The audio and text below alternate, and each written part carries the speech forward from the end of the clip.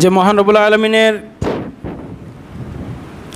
ইচ্ছা না থাকলে আমরা জুম্মার মসজিদে পবিত্র কোরআন এবং সহিহ হাদিসের আলোচনা শুনতে আসতে পারতাম না। যে মহান রব্বুল আলামিন আজকে পৃথিবীর সমস্ত কাজ ছেড়ে দিয়ে আমাদেরকে জুম্মার মসজিদে নিয়ে এসেছেন, সে মহান রব্বুল আলামিনের সংক্ষিপ্ত প্রশংসা স্বরূপ আমরা সকলে একবার উচ্চস্বরে বলি আলহামদুলিল্লাহ। তারপরে পরে নবীদের সেরা নবী, সারা বিশ্বের নবী, আখিরি নবী, রহমাতুল লিল আলামিন আনিসুল গারিবিন, বিশ্ব মানবতার দূত, একমাত্র তিনি আমাদের সামনে হাসরের মাঠে সুপারিশ করবেন। সেই মহামানব সারা বিশ্বের নবী হযরতে মুহাম্মদ বলুন সাল্লাল্লাহু আলাইহি সাল্লামের উপরে দরুদ ও সালাম ঝরে পড়ুক। আল্লাহুম্মা সাল্লি আলাইহি, আল্লাহুম্মা আমিন। আমি আপনাদের সম্মুখে এর আগের জুম্মায় একটা হাদিস পড়েছিলাম। 6টার মধ্যে একটা হাদিসের মানে করে আমার সময় শেষের জন্য আমি হাতে রেখেছিলাম। ইনশাআল্লাহ তাআলা সেগুলোকে সংক্ষেপে বলে আজকের ভারতবর্ষের বিশেষ একটা দিন 15 আগস্ট, স্বাধীনতার দিন, এ বিষয়ে কিছু আলোচনা করা যেতে পারে। আমরা সকলেই জানি সেই 1757 সালে ইংরেজরা প্রথম যখন আমাদের কাছ থেকে ভারতবর্ষটা নিয়ে নেয়, তারপরে প্রায় 200 বছর ভারতের মানুষই ইংরেজদের কাছে গোলামি মতো কেটেছিল। তো তারপরে 1947 সালে আবার ভারতবাসী যারা ছিলেন, হতে পারে হিন্দু, হতে পারে মুসলিম, শিখ, খ্রিস্টান, ইহুদি, জৈন, বৌদ্ধ যারাই ছিল, সকলেই কাঁধে কাঁধ মিলিয়ে ইংরেজদের বিরুদ্ধে লড়াই করে, যুদ্ধ করে, তাদেরকে পরাজিত করে এই বিরাট বড় ভারতবর্ষটাকে আবার স্বাধীন মুক্ত করেছিলেন। স্বাধীনতা এবং স্বাধীন, আচ্ছা স্বাধীন বলতে আমরা কি বুঝি? এখন বর্তমান হচ্ছে ভারত স্বাধীন। আমরা সকলে যত মানুষ আছে তারা কারোর পরাধীনতার মধ্যে নয়, স্বাধীন। স্বাধীন মানে কি এই যে আপনি যে কোনো পৃথিবীতে যাই কিছু খেতে পারেন? স্বাধীন মানে কি এইটা হতে পারে আপনি যেমন খুশি তেমনভাবে ঘুরতে পারেন? স্বাধীন মানে কি এই যে আপনার মুখ আছে বলে আপনি যে কোনো কথা বলে দিতে পারেন? স্বাধীন মানে কি এই আপনার কাছে শক্তি আছে, আপনি শক্তির অপব্যবহার করতে পারেন? এর নাম স্বাধীন নয়। স্বাধীনতা আমরা অর্জন করেছি, আমরা স্বাধীন হয়েছি।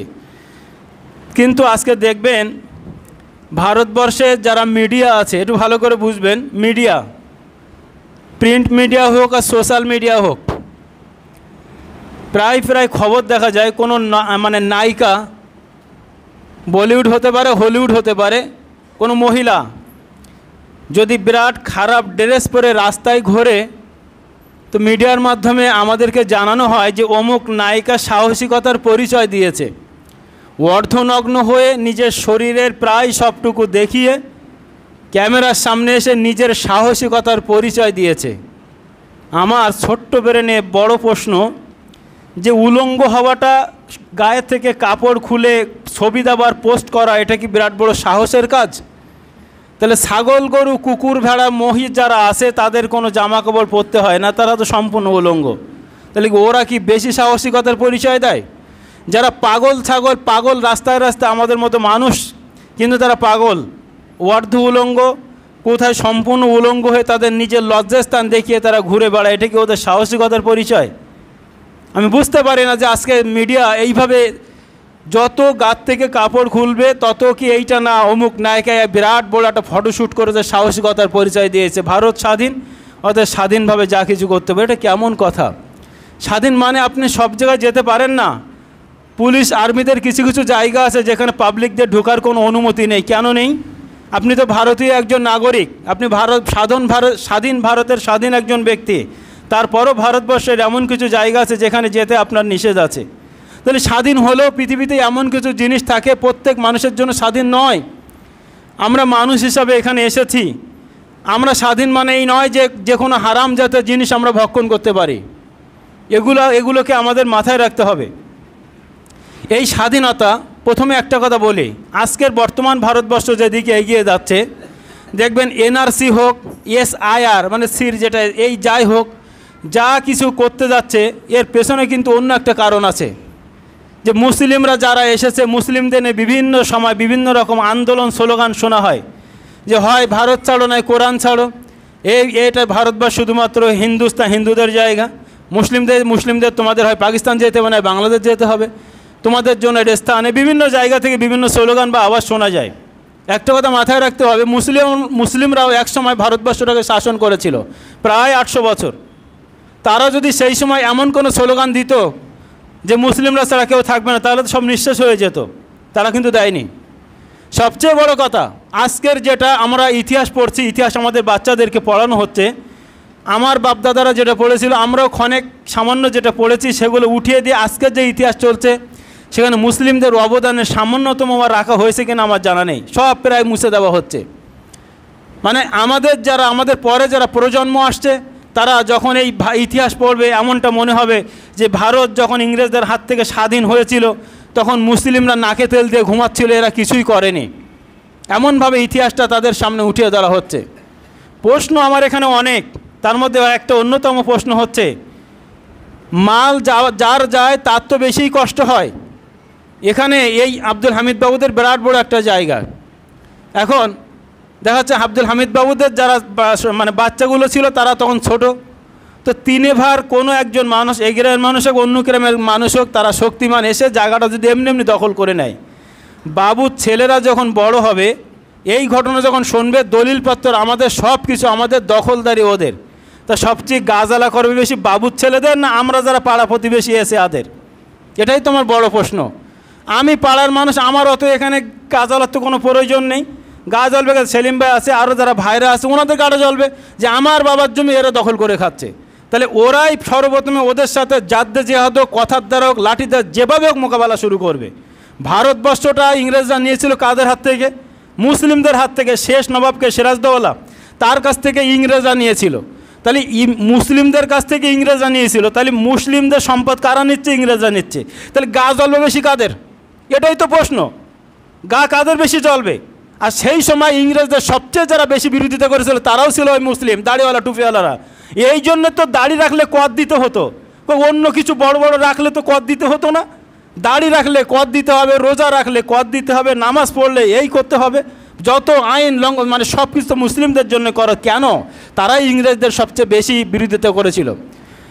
ইংরেজদের একজন লেখক, জন হাট মনে হচ্ছে তার নাম, তিনি বলছেন, ইতিহাসে লিখছেন, দিল্লি থেকে নিয়ে একদম সেই পোখতান, আপনার আফগানিস্তানের পোখতান নামক একটা জায়গা, বলছেন ইংরেজদের লেখক, কোনো ভারতীয় লেখক নয়, কোনো হিন্দু মুসলিম নয়।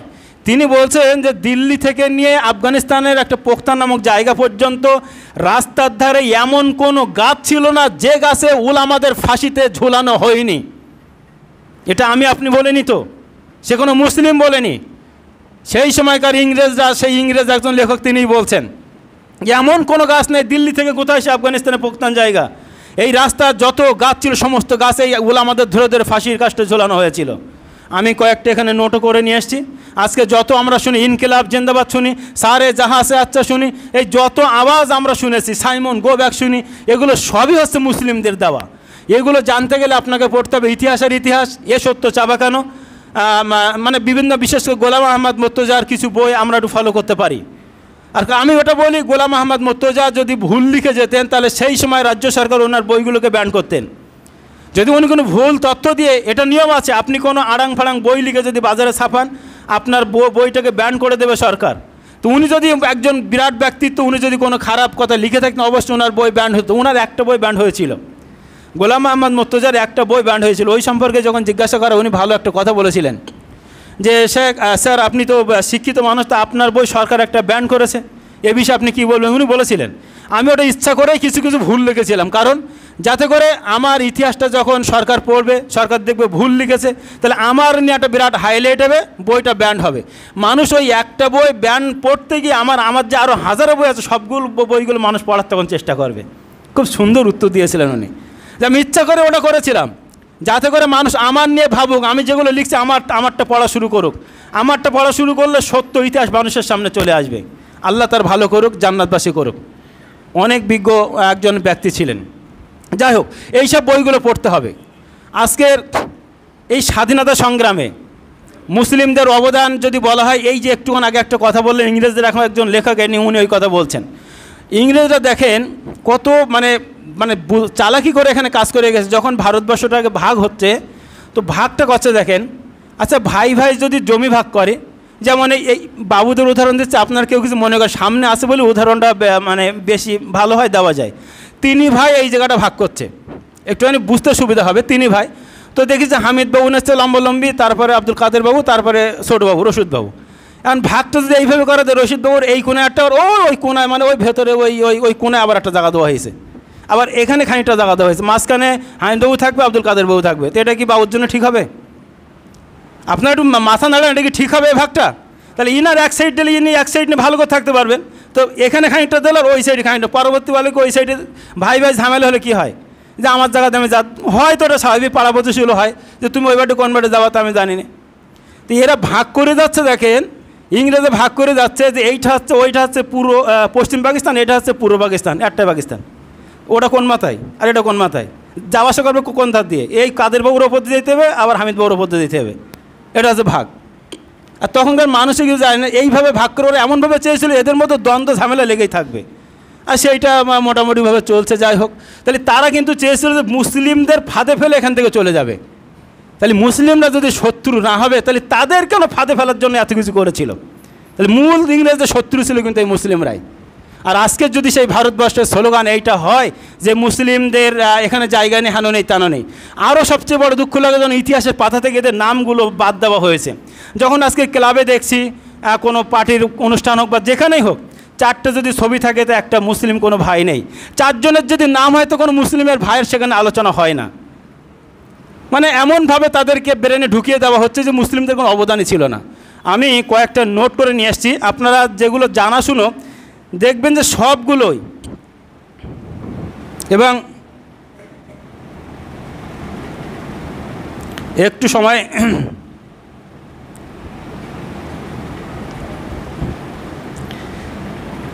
এই যে একটু আগেই বলছিলাম যে ইনকিলাব জিন্দাবাদ, যেটা আমরা বলি না ইনকিলাব জিন্দাবাদ, এই কথাটার প্রবর্তককে, এটা কাদের বিরুদ্ধে বলা হয়েছিল? এটাও সেই সময়কার এই মুসলিম, এনার নাম হচ্ছে মৌলানা হজরত মোহানি। ইনি সর্বপ্রথম এই ইনকিলাব জিন্দাবাদ এই যে কথার প্রবর্তক ইনি ছিলেন। ইনি ইংরেজদের বিরুদ্ধে বলেছিলেন। আজকে তো সেইটা নিয়ে আমরা চালে ভাঙে চুরে খাচ্ছি। ইনকিলাব জিন্দাবাদ যেটা আমরা বলি, এটাও সর্বপ্রথমে বলেছিলেন এই মৌলানা হজরত মোহানি। সিপাহী বিদ্রোহ, এই সিপাহী বিদ্রোহ আমরা যেটা পড়েছি ছোটোবেলায়, এটা ছিল, এখন মনে হচ্ছে প্রাইমারি বইতে আর নেই। সিপাহী বিদ্রোহ আছে স্যার? মনে হচ্ছে নেই। এই সিপাহী বিদ্রোহের মুখ্য ভূমিকায় যিনি ছিলেন তিনি হচ্ছেন ফজলে হক খয়রেবাদী। সে নামটা কিন্তু আমাদের মাঝ থেকে উঠিয়ে দেওয়া হয়েছে। সিপাহী বিদ্রোহ আমরা পড়েছি, আমি ছোটোবেলায় প্রাইমারিতে পড়েছি, এখন মনে হচ্ছে নেই। তো সিপাহী বিদ্রোহের মূল যিনি ছিলেন তিনিও ছিলেন একজন মুসলিম, সেটা হচ্ছে ফজলে হক খয়রেবাদী। আমরা যে নোটটা করেছি এটা একদম ইতিহাস থেকে। তো এই ইতিহাসগুলো সব চাপা দেওয়া হয়েছে। আপনার আরও কয়েকটা বলবো, এই যে সাইমন গো ব্যাক বা ভারত ছাড়ো আন্দোলন, এই দুটো কথার যিনি প্রবর্তক তিনি হচ্ছেন ইউসুফ মেহের আলী। ইউসুফ মেহের আলী ইনি সর্বপ্রথমে ইংরেজদের বলেছিলেন যে সাইমন গো ব্যাক, তুমি তোমার জায়গায় চলে যাও। তারপরে ভারত ছাড়ো আন্দোলন যে প্রথমে যেটা মানে শুরু করেন, ইনিও ছিলেন একজন মুসলিম, তিনি হচ্ছেন ইউসুফ মেহের আলী। এই নেতাজি সুভাষচন্দ্র বসুকে আমরা জানি, নেতাজি সুভাষচন্দ্র বসুর কেউ গুলি করেছিলেন, সেই গুলির মোনার গায়ে যাতে না লাগে যিনি সামনে বুক পেতে দিয়েছিলেন তিনিও ছিলেন একজন মুসলমান। কালকে আমি খবরটা গুগলে দেখছিলাম। এবং ওনার সঙ্গে সবসময় যারা থাকতেন ডান হাত এবং বাম হাতে, তারা হচ্ছেন এই আবিদ হাসান। আবিদ হাসানের নাম কিছু কিছু জায়গায় এখনও নেয়, আবিদ হাসান এবং শাহনওয়াজ। ইনারা দুজন ছিলেন ইনার ডান হাত এবং বাঁ হাত। যেমন এখন বললে বুঝতে পারবেন, প্রত্যেকটা সরকারের ডান হাত আর বাম হাত থাকে। যেমন আমাদের প্রধানমন্ত্রী মোদি সাহেবের ডান হাত আপনি অমিত শাহ বলতে পারেন, আর বাম হাতে আরেকজন কাউকে সে নাইডু বলেন, যে কোনো একজন, নাড্ডা বলেন, যে কোনো একজনও বলতে পারেন। তো ঠিক এই রকম ইনার সবসময় যিনি ডান হাতে এবং বাম হাতে থাকতেন এই আবিদ হোসেন এবং শাহনওয়াজ, নেতাজি সুভাষচন্দ্র বসুর। আসুন ক্ষুদিরাম বসু। ক্ষুদিরাম বসুর নাম আজকে আপনারা শুনেছেন বিভিন্ন জায়গায়, তার গলায় মালা দেওয়া হয়, তাকে হত্যা করা হয়, তার ফাঁসি দেওয়া হয়েছিল। এই ক্ষুদিরাম বসুকে কী জন্য ফাঁসি দেওয়া হয়? কিংসফোর্ড, ইংরেজ কিংসফোর্ডকে ঠিক করবো, কিংসফোর্ডকে হত্যা করতে গিয়ে ক্ষুদিরাম বসু ধরা পড়ে যায়, এই জন্য ক্ষুদিরাম বসুকে ফাঁসি দেওয়া হয়। কিন্তু ওই কিংসফোর্ডকে যে হত্যা করে সে ছিল একজন মুসলিম, তার নাম হচ্ছে শেরে আলী। শেরে আলী মাস্টার সাহেব এখানে আছেন, বা আপনার এই ভিডিও হচ্ছে দেখে নেবেন। তাহলে যে হত্যা করতে গিয়ে ধরা পড়ে এই ক্ষুদিরাম বসু কিংসফোর্ডকে, তাকে ফাঁসিতে ঝুলানো হয়। আবার ওই কিংসফোর্ডকে যে হত্যা করে তার নাম হচ্ছে শেরে আলী। শেরে আলীর নাম আমরা কজন জানি, বা কেন তাকে ইতিহাস থেকে বাধ্য হচ্ছে? এটাই হচ্ছে সবচেয়ে লাখ টাকার প্রশ্ন, বা আমাদের প্রশ্ন। সবচেয়ে বড় কথা দেখেন, এইটা তো আমরা বিরাট গাজরে বলি। গাজরে বলতে কি, এখনও বর্তমান যেটা বেঁচে আছে এটা যদি কোনো ইতিহাসের পাতা হতো তাহলে মানে এ করে দিত, মুছে ফেলতো। এই ইন্ডিয়া গেট, ইন্ডিয়া গেটে যেখানে আপনার 92,353 জনের শহীদের নাম আছে, এইটা এখনও কোনো সরকার মুছতে পারেনি। 92,353 জন যারা ভারত স্বাধীন করতে গিয়ে মানে জীবন দিয়েছিল, এনাদের বিখ্যাত বিখ্যাত নাম ওই 92,353 জনের নাম ওই গেটে লেখা আছে। তার মধ্যে মুসলিম আছে 62,945 জন। আর তুমি এখন বলছো যে ভারত স্বাধীনতা তোমার কিছু ছিল না। লজ্জা করা উচিত। এই ইতিহাসকে চেপে দেওয়া কেন হচ্ছে? আমি তো এই জন্য বলি, এই কথা বলার আগে ইন্ডিয়া গেটের যে নামটা 62,000 মুসলিমের নাম আছে, নামটা তুমি মুছে এসো সেই নামটা। আর আদার সমস্ত জাতি মিলে 29,406 জন। আর 62,000 মুসলিম মানে এখনও পর্যন্ত লেখা আছে ইন্ডিয়া গেটে। আর এখন তুমি বলছো যে ভারত ছাড়ো। আসুন তারপরে আসি। সর্বপ্রথমে আমরা যেটা বলি জয় হিন্দ। আজকের আমি এই বিএসএফ যখন দেখা হয়, বিএসএফ একজন বিএসএফ সাধারণ সিপাহি যিনি বড়বাবু থাকেন তাকে দেখা হলে জয় হিন্দ স্যার, জয় হিন্দ স্যার, ঠিক এইভাবে কথা বলে। তো এই যে জয় হিন্দ স্যার বলছে মানে হিন্দুস্তানের জয়, এর মানেটা হচ্ছে, আমি বলি আপনি বলেন কোনো অসুবিধা নেই, কিন্তু এই কথাটার প্রবর্তককে, এই কথাটা যিনি বলেছিলেন তিনি অন্য কেন, তিনি আবিদ হোসেন সরফরাজি। সর্বপ্রথমে এই জয় হিন্দ, হিন্দুস্তানের জয়, এই কথাটা সর্বপ্রথম বলেছিলেন আবিদ হোসেন সরফরাজি। ইনি সর্বপ্রথম এই কথাটা বলেছিলেন যে জয় হিন্দ, হিন্দুস্তানের জয়। আসুন, আজকের যে এই সারা দিন মাইকে গান হচ্ছে সারে জাহা সে আচ্ছা হিন্দুস্তান হামারা, এগুল সিতাম, এই যে গানটা আপনারা শুনছেন, স্বাধীনতা আসলে আপনার 26শে জানুয়ারি আসলে এই গান ছাড়া তো অন্য কোনো মেন গান তো এইটা, সারে জাহা সে আচ্ছা, মানে তো সমস্ত পৃথিবীর মধ্যে সবচেয়ে ভালো দেশ কোনটা? আমার দেশ, আমার ভারতবর্ষ। এই গানটা আপনারা খুব ভালো করে শুনছেন। এই গানটা কে আবিষ্কার করেছিলেন, কে বলেছিলেন? মৌলানা আল্লামা ইকবাল। আল্লামা ইকবাল যিনি পাকিস্তানের জাতীয় কবি। তো এই আল্লামা ইকবালের গান হচ্ছে এটা, সারে জাহা সে আচ্ছা হিন্দুস্তান হামারা। আসুন,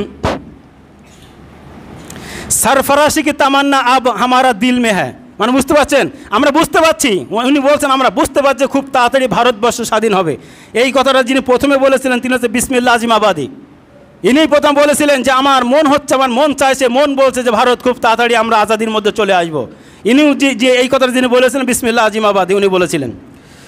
1921 সালে এই আমাদের যে ভারতের পতাকা দেখছেন, 1921 সালে এই পতাকাটা প্রথমে তৈরি করা হয় এই পিনগালি আপনার ভিনকিয়া, ইনি প্রথম করেছিলেন। কিন্তু সেই পতাকাটা 1907, এখন যেটা দেখছেন 1947 সালে সর্বপ্রথমে যিনি তৈরি করেন তিনি অন্য কেউ নন, তিনি হচ্ছেন একজন মুসলিম, সোরাইয়া, তার নাম হচ্ছে সোরাইয়া। তাহলে এই যে পতাকাটা আপনারা দেখছেন, যে পতাকাটা আজকে তোলা হচ্ছে সমস্ত জায়গায়, পতাকা নিয়ে আমরা চলছি, সেটাও একটা মুসলিমের অবদান। আসুন তারপরে আসি। মিস্টার জওহরলাল নেহরু মোহনলাল করমচাঁদ, যিনি গান্ধী নামে পরিচিত, এটা আবুল কালাম আজাদের মতো ব্যক্তিত্ব না থাকলে ওনাকে গান্ধী উপাধি দেওয়া হতো না। যিনি ছিলেন প্রথম ভারতীয় শিক্ষামন্ত্রী, শিক্ষার মন্ত্রী হচ্ছেন কি একজন মৌলানা আবুল কালাম আজাদ। এই ভারতবর্ষের স্বাধীন ভারতের প্রথম শিক্ষামন্ত্রী মৌলানা আবুল কালাম আজাদ। আসুন, হামদাদ এবং কমরেড পত্রিকার যে সম্পাদক ছিলেন, যারা ইংরেজদের বিরুদ্ধে লেখার পরে পাঁচবার যারা দীর্ঘমেয়াদী হিসেবে জেল খেটেছিল, যারা জেল খেটেছিল তারা হচ্ছে মোহাম্মদ আলী এবং শওকত আলী, দুই ভাই। এনারা পত্রিকাটা চালাতেন, হামদাদ এবং কমরেড, দুটো পত্রিকা। এই পত্রিকায় ইংরেজদের বিরুদ্ধে শুধু লেখা হতো, আর ইংরেজরা এদের ধরে জেলে দিত। জেলে দীর্ঘমেয়াদীভাবে জেলে থাকতে এদেরকে মৃত্যুবরণ করতে হয়েছিল। আসুন এরপরে এই যে সর্বভারতীয় আহমদুল্লাহ, এই আহমদুল্লাহকে ইংরেজরা মারার জন্যে সেই সময় 50,000 রুপি, মানে তার মাথার দামকে ধার্য করেছিল। যে বা যারা আহমদুল্লাহকে হত্যা করতে পারবে সে আমাদের কাছ থেকে 50,000 রুপির নগদ পুরস্কার নিয়ে যাবে। এই 50,000 রুপির নগদ পুরস্কার নেওয়ার জন্যে অন্য কেউ নয়, জমিদার জগন্নাথ বাবু আহমদুল্লাহকে বাড়িতে ডেকে খাবারের সঙ্গে বিষ মিশিয়ে এই আহমদুল্লাহকে শেষ করে দেয়। কেন? ইংরেজদের কাছ থেকে 50,000 রুপি পুরস্কার নেওয়ার জন্য। কে মেরেছিল? জমিদার জগন্নাথ বাবু। কাকে মারছে? আহমদুল্লাহ। কেন মারছে? ইংরেজদের বিরুদ্ধে লেখার জন্য। কীভাবে? ইংরেজরা তাকে 50,000 রুপি পুরস্কার দেবে। মারছে কে? জমিদার জগন্নাথ বাবু। আসুন, আমাদের বাড়ির কাছে এইটা অনেকেই ভুলে গেছেন, তিতুমিরের কথা। আমি কয়েকবার ঘুরে এসেছি, আর ঘোরাটা আমার ভীষণ শখ। আমি যেখানে অনেক জায়গায় ঘুরে নিয়েছি। ঘুরবেন, ঘুরলে সেখানে ইমান বাড়ে এবং ঘুরলে ইমান তাজা হয়। বিশেষ করে যেখানে ধ্বংস হয়েছে সেরকম জায়গাও দেখতে হয়। ফাসিরু ফিল আরদ, আল্লাহ বলছেন জমিনে তোমরা একটু ভ্রমণ করো। আমাদের পাশে একদম নারকেল বাড়িয়া, কজন গিয়েছেন তা আমি জানি না। আমি ওখানে গিয়েছি, গিয়ে ঘুরেছি, দাঁড়িয়ে দাঁড়িয়ে দেখেছি কোথায় কী ছিল, সবাই করে গিয়ে দেখে এসেছি। সেই মিন নেসার আলী তিতুমির যাকে বলা হয়, উনি কিন্তু হাফেজ ছিলেন। ওনার যে সেনাপতি গোলাম মাসুম, এই গোলাম মাসুমকে ইংরেজরা কিন্তু ফাঁসি দিয়েছিল। সবচেয়ে বড় দুঃখ লাগে, এই নেসার আলী ইনি একজন ভালো ব্যক্তি ছিলেন। 5,000 মতো সৈন্য জোগাড় করে সেই লাঠি বাহিনী, সময় হয়ে গেছে সংক্ষেপে, লাঠি বাহিনী এবং ওনারা যে কেল্লা তৈরি করেছিলেন সেখানে বেল, ইট, পাথর এইসব নিয়ে ইংরেজদের সঙ্গে যুদ্ধ হয়। ইংরেজরা এক পর্যায়ে তারা সামনাসামনি এসে পারেনি। লাস্টে কী করে, তারা আবার তাদের জায়গা থেকে কামান নিয়ে আসে। কামান আনার পরে কামানের সামনে কোনো কিছু টেকে এসে কামান এনে যখন তাকে আঘাত করা হয় গোলা বারুদ দিয়ে, তখন সঙ্গে সঙ্গে ধ্বংস হয়ে যায়। এবং তাদের যে সেনাপতি ছিল গোলাম মাসুমকে সেখানে সামনে ধরে ফাঁসি দেওয়া হয়। আমার ভাই এখানে প্রশ্ন, কেন দ্বিচারিতা? ক্ষুদিরাম বসুর আজকে ছবি দেখছি, অবশ্যই ভালো জিনিস। সে একজন ইংরেজকে হত্যা করতে গিয়ে তার ফাঁসি দেওয়া হয়েছে, তাকে করা হোক। কিন্তু গোলাম মাসুম কী অপরাধ করেছে? তাকেও তো ইংরেজরা ফাঁসি দিয়েছিল। কেন গোলাম মাসুমের এই তিতুমিরের ঘটনা আমরা প্রাইমারিতে পড়েছি, এখন জানি না আর আছে কি না। তিতুমিরের বাঁশের কেল্লা আমরা পড়েছি, তিতুমিরের বাঁশের কেল্লা, গোলাম মাসুমের ঘটনাগুলো সব পড়েছি। আস্তে আস্তে ইতিহাসগুলো একদম বিকৃত করে দেওয়া হচ্ছে। এবং সর্বশেষ মীর উসমান আলীর নাম হয়তো আপনারা শুনেছেন। এনার বাড়ি হচ্ছে হায়দ্রাবাদ। আজকের SBI ব্যাংক আমাদের যাদের আছে, ব্যাংকে অ্যাকাউন্ট যাদের আমাদের আছে, SBI, এই SBI ব্যাংকটা সর্বপ্রথম যিনি প্রবর্তন করেন এই হায়দ্রাবাদ থেকে। এই ব্যাংকের নাম ছিল SBH, state bank of Hyderabad. সেই SBH থেকে নামটা বাদ দিয়ে ব্যাংক করা হয়েছে SBI, state bank of India. এই স্টেট ব্যাংক অফ এইটা প্রথমে হায়দ্রাবাদ, এবং ব্যাংকের ছিলেন উসমান আলী। এই উসমান এই ভারতের মানে এর জন্য 5 টন, সেই সময় সেই ওনাদের মানে বিশাল বড় লোক, সব স্বাধীন হলো হায়দ্রাবাদ কিন্তু প্রথম ছিল। তো হায়দ্রাবাদের মীর উসমান আলী সেই সময় 5 টন সোনা ভারতে দিয়েছিল, যাতে ভারতের কোনো অসুবিধা না হয়, খেতে পারে, মানে কারোর সঙ্গে যুদ্ধ হলে যেন হাত পাততে না হয়। 5 টন সোনা সেই সময় দান করেছিল সেই প্রথম মীর উসমান আলী। এবং তার নামে যে এটা ছিল ব্যাংকটা SBI, state bank of Hyderabad, সেইটা এখন হচ্ছে state bank of India, SBI। তো যাই হোক, এরকমভাবে যতটুকু সময় পেয়েছি কয়টা প্রমাণ, এইভাবে যদি আপনি দেখেন অনেকগুলো প্রমাণ দেওয়া যায় যে ভারত স্বাধীন করতে গিয়ে শুধুমাত্র কোনো একটা জাতি স্বাধীন করেনি। এটা আমাদেরকে বুঝতে হবে। তার কারণ মুসলিমদেরকে সেই সময় বেশি অত্যাচার করা হতো, এদের কাছে নীল চাষ করে কর নেওয়া হতো, দাড়ি রাখলে কর নেওয়া হতো, বিভিন্ন রকমভাবে অত্যাচার করা হতো। যাক, সকলেই মিলে, কেউ কম না কেউ বেশি না, সকলেই মিলে কাঁধে কাঁধ লাগিয়ে, সে সময় মানুষ কোনো হিন্দু দেখেনি, মুসলিম দেখেনি, খ্রিস্টান দেখেনি, জৈন দেখেনি, বৌদ্ধ দেখেনি। তখন একটা জিনিস দেখেছিল, আমরা সবাই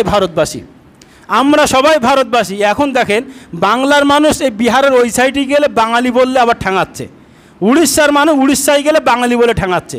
এদি উড়িয়ারা বলে আমাদের কলকাতায় এখানে সেখানে অনেক ঘুরে ঘুরে বেড়ায়। এই বাঙালিরা আপনার উত্তরপ্রদেশে গেলে ঠ্যাঙাচ্ছে, গুজরাটে গেলে মারছে। কি যে না, এরা বাংলায় কথা বলছে মানে বাংলাদেশি হতে, ওরা বিভিন্ন রকম কথা, বাংলার ওপর একটা চলছে। কিন্তু একটা যে মনে রাখতে হবে, ভারতবর্ষের সবসময় ফোকাস দিয়েছে এই বাঙাল থেকে সব কিছু ভারতবর্ষের মেনটেন হয়েছে। যাই হোক, পরিশেষে শুধু এতটুকু বলবো, কোনো দ্বিচারিতা না করে আমাদের এই বক্তব্য আজকে নেটে যাবে, আমাদের প্রোগ্রামে সেগুলো নেটে যাবে। আপনি বলবেন যে এইটুকু গ্যাস ছোট্ট জিনিস হতে হতে একদিন বিরাট আকার ধারণ করে, এটা মাথায় রাখতে হবে। আন্দোলনটা প্রথমে কেউ একই দিনে বিরাট বড় আন্দোলন করতে পারেনি। ছোট্ট আন্দোলন হতে হতে বিরাট বড় একটা জায়গায় চলে যায়। আমাদের কাউরির পর কোনো হিংসা নাই। ক্ষুদিরাম বসুর মালায় দেওয়া হোক, তারপরে আপনার নেতাজি সুভাষচন্দ্র বসুর করা হোক, সেই সঙ্গে কাজী নজরুল ইসলাম, তার কথা তো বলেইনি। তার যে সেই সময় কবিতার হুঙ্কার, মানে ইংরেজদের বিরুদ্ধে যে সেই কবিতাগুলো লিখেছিলেন, তাকেও তো জেল খাটতে হয়েছে, তাকেও অত্যাচার সহ্য করতে হয়েছে, তাকেও আস্তে আস্তে হয়তো আমরা ভুলে যাব। যাই হোক, আমি যেটা বলতে চেয়েছি, আমরা সবাই মিলে কাঁধে কাঁধ দিয়ে ভারতবর্ষটাকে স্বাধীন করেছিলাম। আমরা যারা 2-5 জন এখানে কথা বলি, অন্তত তারা যখন স্কুলে গিয়ে বা কোনো জায়গায় গিয়ে, ক্লাবে গিয়ে বা কোথাও গিয়ে কথা বলবো, অন্তত চেষ্টা করব আমাদের যারা জাতিরা যারা যে কাজ করেছিল সেখানে অন্ততপক্ষে কিছুটা ফুটিয়ে তোলা। অন্যথায় এর পরের জেনারেশন সব ভুলে যাবে, আমি বাঁচতে পারবো না, অন্যরা খাওয়াবে যে তোর বাপদাদারা সেই সব নাকে তেল দিয়ে ঘুমিয়েছিল, সব আমরাই করেছি, ভুলিয়ে দেওয়া হবে। অর্থাৎ যতটুকু আমরা পারবো, যেখানে আলোচনা করবো সেই স্বাধীনতার দিন, 26 জানুয়ারির দিন আমরাও তুলে ধরবো যে না, আমরাও সেই সময় ঘুমিয়ে থাকিনি, আমাদের বাপদাদারাও সেই সময় ইংরেজদের তাড়ানোর জন্য যুদ্ধ করেছিল। আর এই কথাগুলো তো আমি গায়ের জোরে বললাম, গায়ের জোরে বলে কেউ মেনে নেবে না, আমার প্রমাণসহ আছে, প্রমাণসহ কথা বলতে হবে। যাই হোক, অন্য যে বিষয় নিয়ে এসেছিলাম সেটা সময় নেই, ইনশাআল্লাহ তাআলা পরের নেক্সট জুম্মায়, যেটা এর আগের জুম্মা আলোচনা বাকি ছিল সেটা নেক্সট জুম্মায় আলোচনা করা যাবে। পরিশেষে আমরা এতটুকুই বলবো আবার, যে আমরা কোনো কাউরি বিরোধিতা নয়, যাদের নাম না হচ্ছে তারা অবশ্যই বিখ্যাত মানুষ, সেই সঙ্গে যাদের নামটা বাদ যাচ্ছে তাদের নামটাও নেওয়া হোক, এটা হচ্ছে আমাদের দাবি। অন্তত আমাদের সন্তানরা এটা বুঝুক যে না, আমার বাপদাদারাও কিছু না কিছু করেছিল। আল্লাহর কাছে পরিশেষে দোয়া করি, আল্লাহ আমরা যারা যে যতটুকু শুনলাম এর উপরে যেন আমরা আমল করতে পারি, সবচেয়ে বড় বিষয়।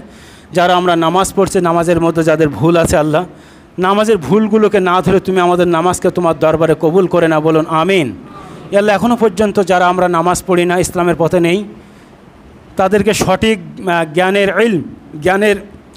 জ্ঞানটা ব্রেনে বুঝিয়ে দিয়ে, তাদের ভিতরে জান্নাত জাহান্নামের কথা ঢুকিয়ে দিয়ে, তারা বেহক পথে থাকলে সেখান থেকে ফিরে এসে হকের পথে চলে এসে হক কাজ করে পৃথিবী থেকে বিদায় নিয়ে যেতে পারে, সেই তৌফিক তুমি দাও, আমরা সকলে বলি আমিন।